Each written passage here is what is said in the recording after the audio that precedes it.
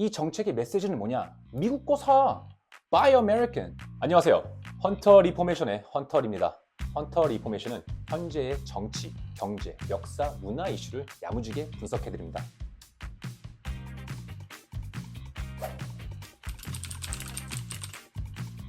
트럼프는 취임 몇 주 전부터 관세를 통해 지난 30년간 미국에서 수백만 개의 일자리가 사라진 것을 내가 되찾겠다라고 다짐했습니다. 이번 에피소드에서는 트럼프의 첫 임기 동안 이 정책이 효과적이었는지, 성공적이었는지, 또 바이든의 관세 정책에 대해서 비교해 보겠습니다. 최근 몇 주 동안 세계는 트럼프 대통령이 캐나다, 멕시코, 중국에 말도 안 되는 관세를 부과하겠다는 위협에 포커스가 되고 있었어요. 자, 캐나다, 멕시코 25%, 중국 10% 이렇게 관세를 부과하겠다고요. 이거 말이 안 되는 거죠. 그리고 또 아주 큰 소리로 미국 일자리를 보호할 수 있는 나의 방식이 드디어 돌아왔다. I'm back. 이렇게 크게 외쳤죠. 근데 이 관세 수준은 어마어마해요. 이렇게 높은 관세는 미국이 1950년 이후로 처음 봤어요. 원래 이 관세 정책은 트럼프가 불법 이민, 마약을 막는 것에 대해서도 이용을 했지만 사실 제가 보기에는 이 관세 정책을 미국의 일자리, 미국의 경제를 살리기 위한 도구예요. 이 메시지, 이 정책의 메시지는 뭐냐? 미국 거 사! Buy American! 너 관세 내고 싶지 않지? 미국 거 사면 돼. 하지만 바이든은 달랐어요. 이렇게 페널티를 주지 말고 이런 기업들에게 돈을 주자. 그렇다 보니까 Direct Investment이 나온 거죠.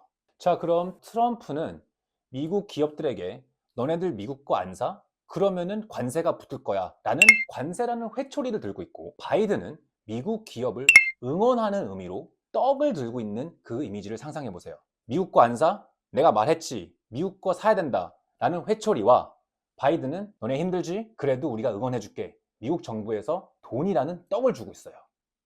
트럼프 첫 임기를 보면은 관세가 얼마나 중요한 역할을 했는지 알 수가 있어요.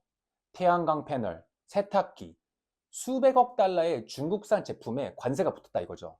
특히 오늘 에피소드는 철강 관세에 대해서 얘기해 보겠습니다. 철강 산업은 한때 미국이 지배하고 있었어요. 미국이 넘버 원이었죠. 근데 어느새부터 중국에서 싼 철강이 나오면서 아웃소싱이 글로 간 거예요.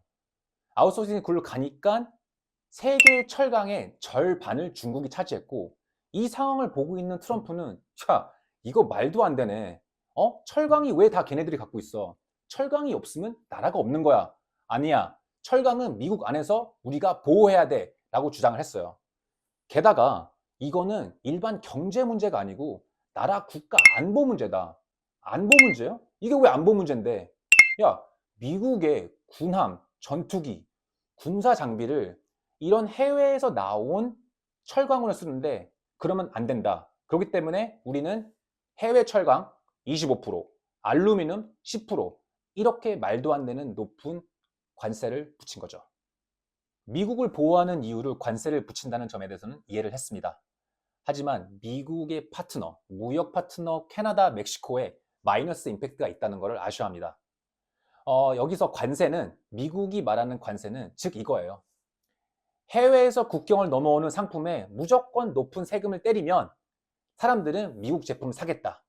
미국 제품을 사, Buy American. 이런 메시지를 만들기 위해서, 전파하기 위해서 이런 관세 정책이 생겨난 겁니다. 그러면 이 정책 때문에 캐나다하고 멕시코가 손해를 봤는데 가만히 있을까요? 아니죠. 액션이 있으면 리액션이 있는 거죠. 여기도 미국에서 오는 상품, 대표적인 청바지, 위스키, 할리 데이비슨 오토바이크 등등 이런 제품에 어마어마한 관세를 붙인 거예요. 너가 날 쳐? 나도 널 칠 수 있어. 이런 거죠. 그리고 한 가지 더. 캐나다는 정말 놀란 게 미국이 니들이 우리를 너네 국가 안보에 위협이 간다는 나라를 취급했다는 게 말도 안 된다고 큰 소리를 쳤죠. 자, 그렇다면 트럼프의 관세 정책은 성공적이었나요? 부분적으로는 성공했죠. 결론적으로 트럼프가 원하는 국가 안보를 지키는 것에 대해서는 목표를 달성했지만 전체적으로 미국 기업들이 피해를 봤죠. 예를 들어서 2021년까지 철관 생산을 15억 달러가 증가했어요. 그건 아주 좋은 거예요. 하지만 부작용이 따라왔죠. 포드 모터스 CEO는 철강 생산비가 너무 올라가지고 나는 10억 달러를 손해봤다. 이렇게 말을 했죠.